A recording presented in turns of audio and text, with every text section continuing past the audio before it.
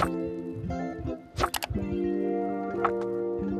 YouTube, aujourd'hui je vous retrouve avec une vidéo What I Eat in a Day. C'est une vidéo qui m'est tellement demandée. À chaque fois que je vous demande qu'est-ce que vous voulez voir sur ma chaîne, cette vidéo-là revient de nombreuses fois. Fait qu'aujourd'hui on va faire un What I Eat in a Day mais édition été. C'est pas la première fois que je fais ce genre de vidéo-là, donc si vous voulez voir les autres What I Eat in a Day et What I Eat in a Week que j'ai fait au courant des dernières années, je vais vous mettre ça dans les cartes et dans la description si ça vous intéresse. Petit contexte avant de commencer la vidéo, j'ai filmé cette vidéo-là sur quelques jours, donc vous allez voir j'ai des kits différents, mais ça vous donne quand même une idée de qu'est-ce que je peux manger dans une journée typique d'été en télétravail. Le gros avantage du télétravail, c'est que je peux décider qu'est-ce que je mange et j'ai pas besoin de me faire un lunch à l'avance.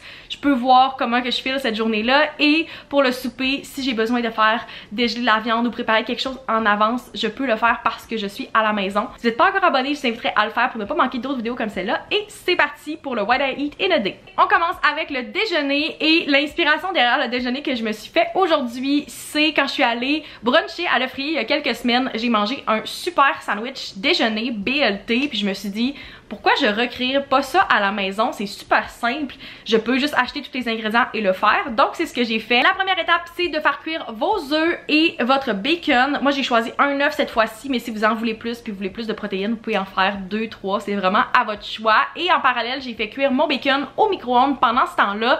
C'est pas très long, j'ai pris comme 3-4 tranches de bacon pour le sandwich au complet, donc ça a pris seulement quelques minutes. Ensuite j'ai fait toaster 2 tranches de pain et vous avez le choix, vous pouvez en faire 2, 3, c'est vraiment comme vous voulez et dépendant de la grosseur que vous voulez votre sandwich. Ensuite on est rendu à l'assemblage. Déjà c'est vraiment pas très long comme déjeuner. J'ai mis un petit peu de beurre sur mes toasts, ensuite j'ai mis le bacon, les tomates, la salade et j'ai terminé avec mon œuf. Je vous conseillerais de le couper avant en deux, ça fait encore plus cute et c'est plus facile à manger aussi.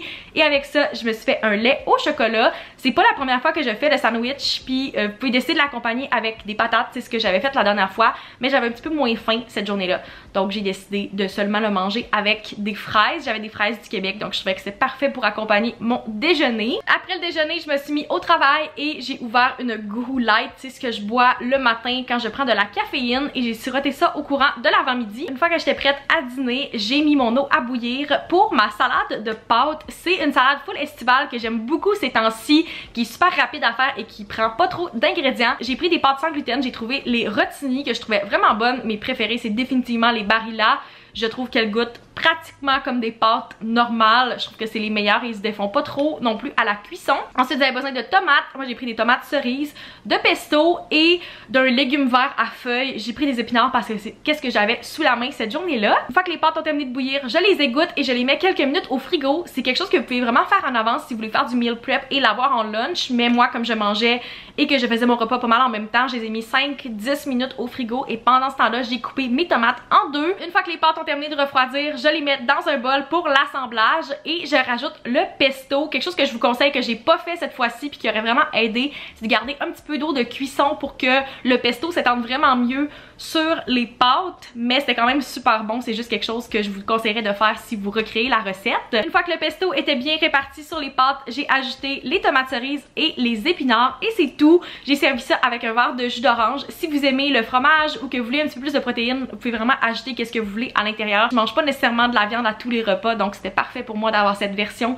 qui était plus simple et plus légère. Pendant l'après-midi, je me suis mis à avoir un petit peu faim, donc j'ai sorti mon snack go-to ces temps-ci, c'est-à-dire du melon d'eau. J'avais précoupé quelques plats la veille, puis dans ce temps-là, je peux juste sortir un plat, manger autant que je veux et le remettre au frigo après. C'est vraiment un bon truc selon moi si vous voulez pas gaspiller de nourriture, d'avoir vos fruits et vos légumes précoupés. Pendant que je grignotais mon melon d'eau, je me suis dit que j'allais me faire mon drink go-to pour travailler ces temps-ci, c'est-à-dire une limonade à la framboise. Moi j'utilise de la limonade moitié-moitié avec du 7-Up pour diluer un peu, sinon je trouve que c'est un petit peu trop acide. Et avec ça j'ajoute 4 ou 5 pommes de sirop à la framboise. C'est très simple, c'est très bon et je trouve que c'est super estival. Vous allez voir, il y a vraiment une thématique d'été dans pas mal tout ce que je mange et je bois ces temps-ci. C'est full rafraîchissant et c'est parfait dans les moments de canicule. Pour souper, je cravais depuis plusieurs semaines des ramen maison. Donc c'est ce que je me suis fait.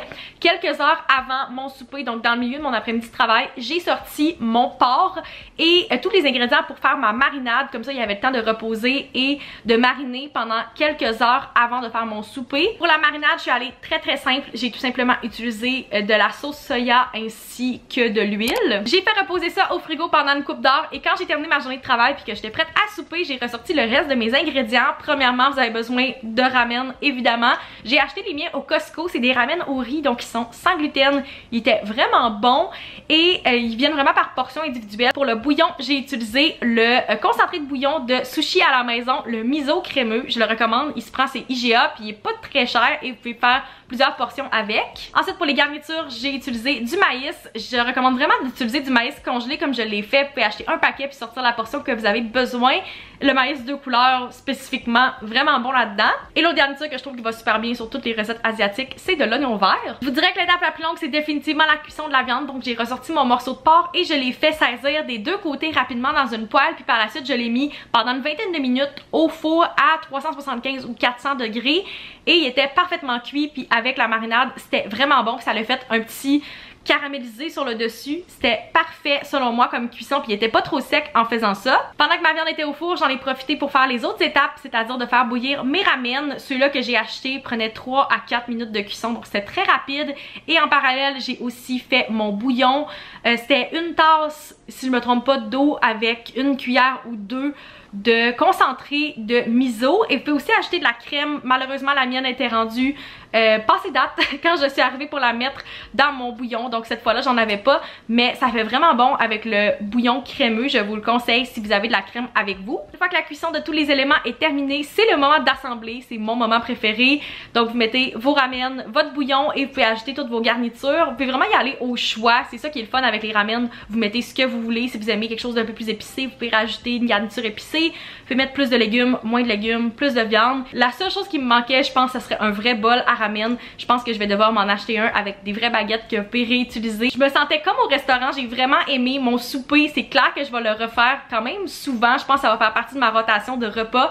Et une fois que vous avez de la viande qui est cuite, c'est vraiment simple d'en refaire comme lunch le lendemain ou comme souper vraiment rapide. Fait que je le conseille, c'était vraiment délicieux et je me sentais comme une queen chez moi avec mon petit ramen un soir de semaine. C'est tout pour qu'est-ce que je mange dans une journée. J'espère que vous avez apprécié. N'oubliez pas de me laisser dans les commentaires c'est quoi votre recette go-to ces temps-ci. Je suis certaine que ça va donner de l'inspiration à plein d'autres gens qui lisent les commentaires. Abonnez-vous si ce n'est pas encore fait, mettez un like à la vidéo et on se retrouve dans une prochaine vidéo. Bye!